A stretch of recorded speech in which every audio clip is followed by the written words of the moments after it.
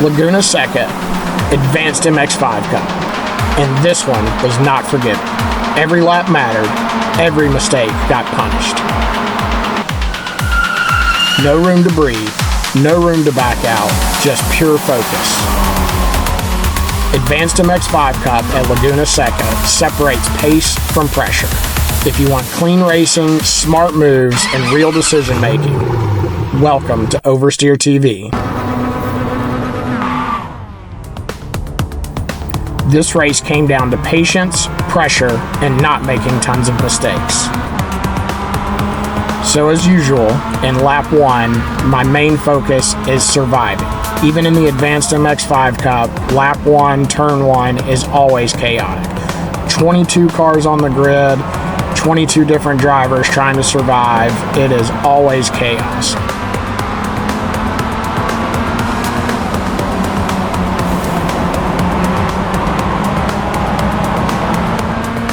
This section of Laguna Seca is prone to spins and mistakes, so I back out a little bit to give myself some breathing room, trying to avoid the chaos.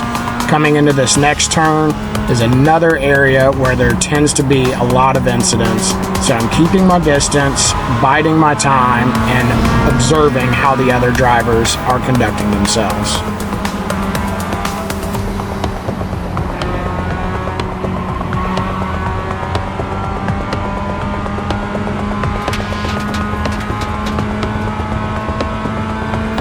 Here comes the infamous corkscrew, another area that I'm really concerned with on cold tires and so many drivers piled up. But it looks like we get through safely and on to the last section of technical turns.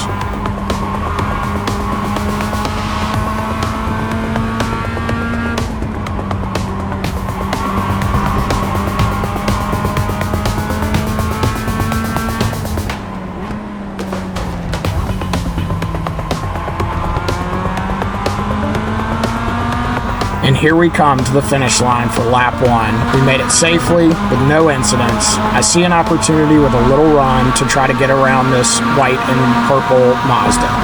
But unfortunately, I'm so deep inside that I brake a little extra early, and it allows him to stay out in front of me, even around the outside. I was just very worried that we were going to end up running into each other there. So again, here I'm going to back out and get back on the normal racing line and see if I can set up a move for the next section.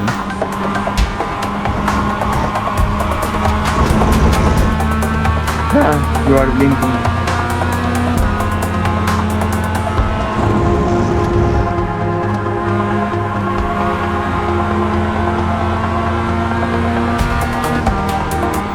This next section is all about momentum, so something that I tend to do is back out and leave a little extra room with the hopes that somebody in front of me won't make it through cleanly and my momentum will allow me to pass on the straight before the corkscrew. In this case, it didn't happen, but we're going to keep trying. Hey man, what the fuck? Gotta love when people get angry in voice chat. It's an inevitable factor of racing. Why do you have to do stupid things like this?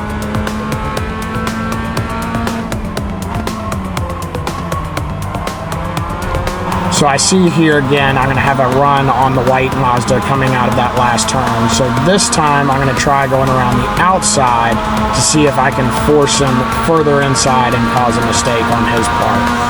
So I'm going to keep pushing him further and further inside with the hopes that his braking is going to be way too late and miss the turn. And sure enough, it worked like a charm. Never touched him. He made his own mistake just from me putting pressure on. The next couple of laps were just me catching back up to the pack, so I've taken those out. There were no mistakes, super clean. But now that I've caught back up to the pack, let's get back into the race action.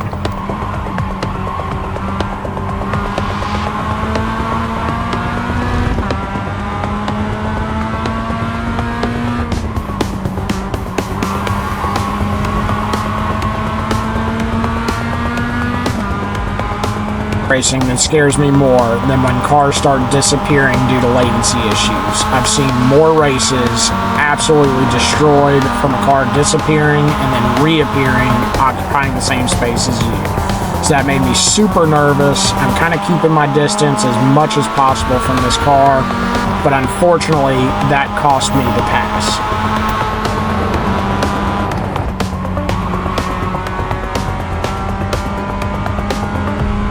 Really nothing interesting going on, so I'm going to go ahead and skip a couple laps and get back to the interesting racing.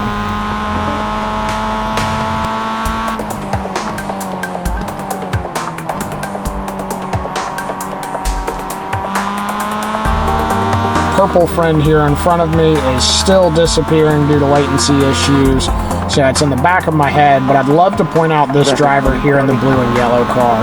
He had just come out of the pits, and he did exactly what he should have done. I was super nervous that we were going to get taken out by him, but he stayed out of the way, off the normal racing line. He was predictable, and it made it easy to get around him safely.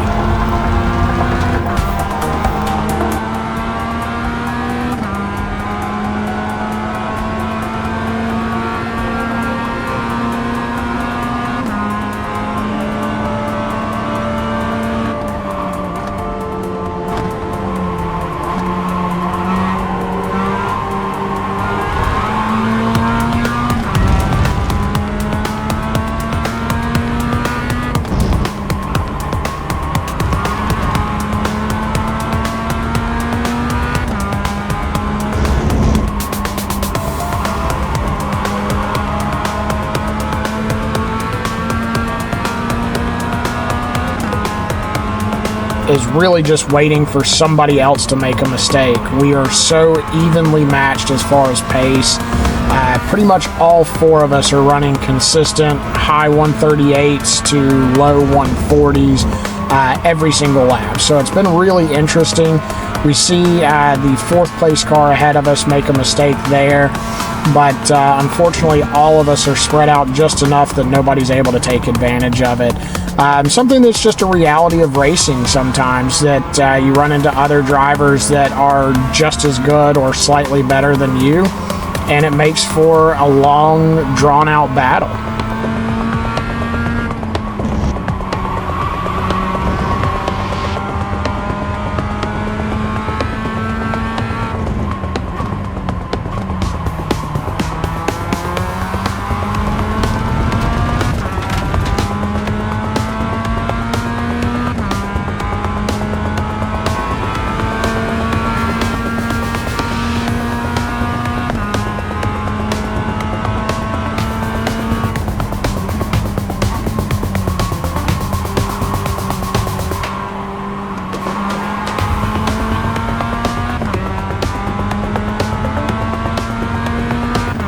So at this point, we are nearing the mid-race, and I'm starting to feel the effects on the tires. I've been pushing a little harder than I should have been, and I'm noticing that grip is a little bit less now than it has been in previous laps. So what's going through my head is, how can I adjust my driving style to prolong the tire life and not risk losing grip entirely by the end of the race. So you'll notice I'm braking slightly sooner and trying to use a little bit less slip angle coming into these turns, but I'm still able to keep pace and stay with these guys as I'm making those micro adjustments.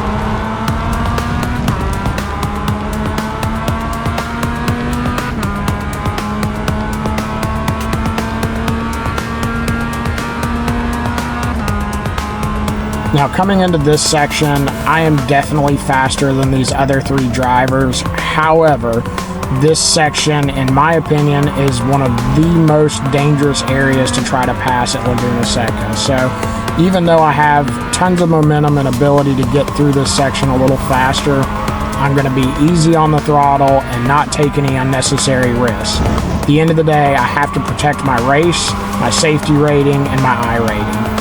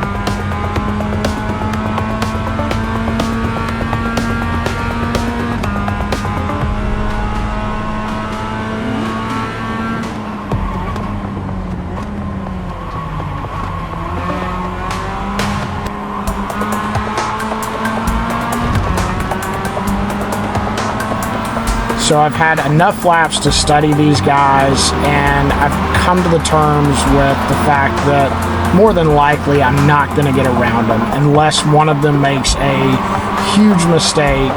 I think we're just genuinely too evenly matched in pace, and sometimes you just have to be okay with that. Every race you can't get a win, every race you can't pass everybody in front of you, and I think that's something that so many of us struggle with. But something that we need to learn to be okay with. It is okay to not be able to pass somebody, but it's never okay to make desperate moves that risk the potential of ruining your race and theirs.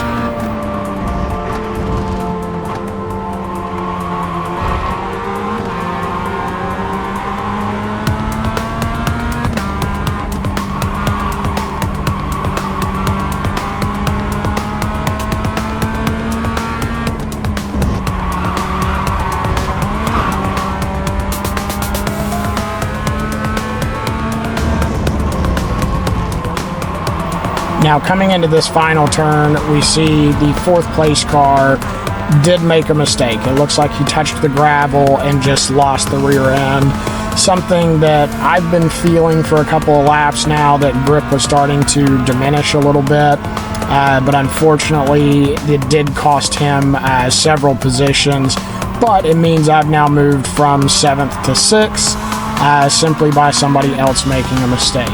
Now, we see the two cars here in front of me. They are battling pretty hard at this point. And I thought I had a chance to sneak in past this Duff car, but unfortunately I had to lift a little bit to keep from driving into them. Again, I'm trying to protect my race, their race. I want it to be clean, and I want everybody to have a great time.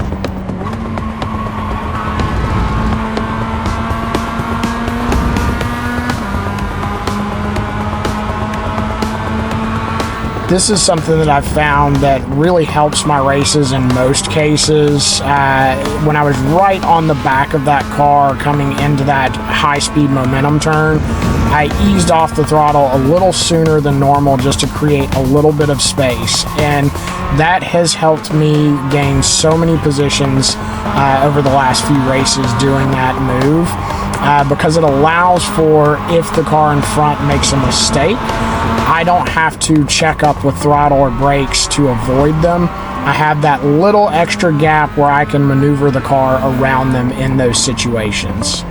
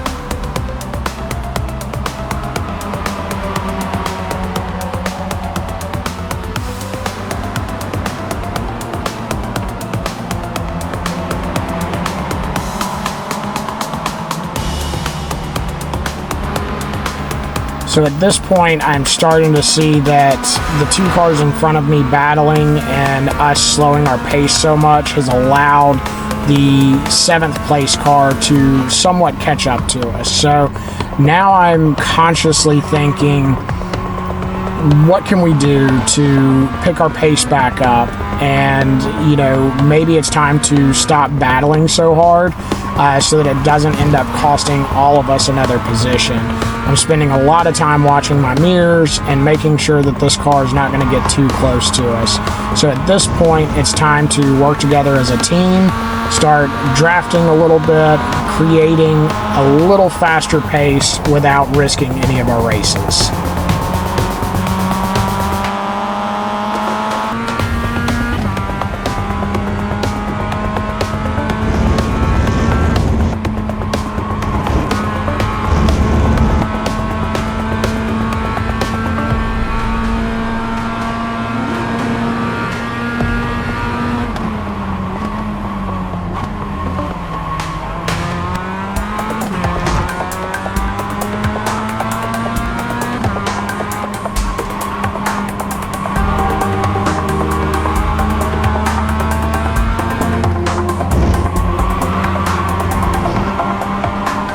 So at this point, I'm really feeling the effects of the worn tires, and unfortunately it led to this incident here.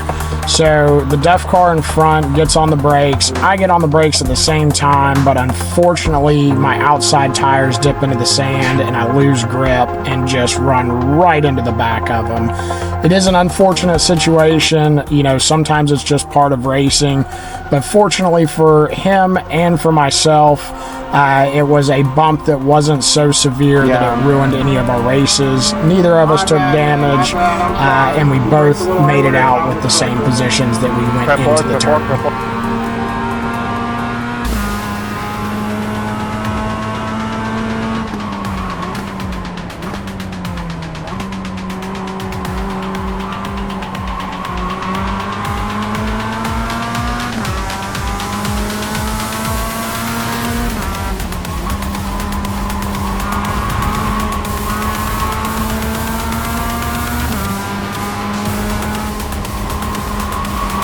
So this lap essentially is my last opportunity to try to pass one of these guys. I'm now extra cautious after that incident in the last turn.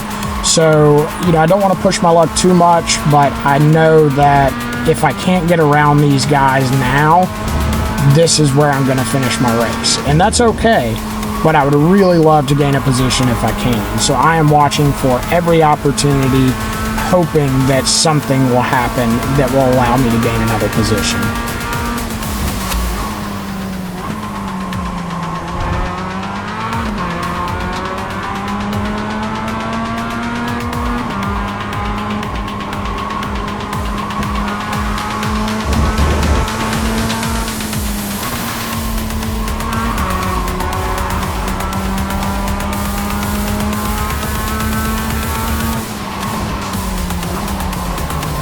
Smart racing wins races. Subscribe for more and drop your take on the Racecraft below. See you guys in the next race.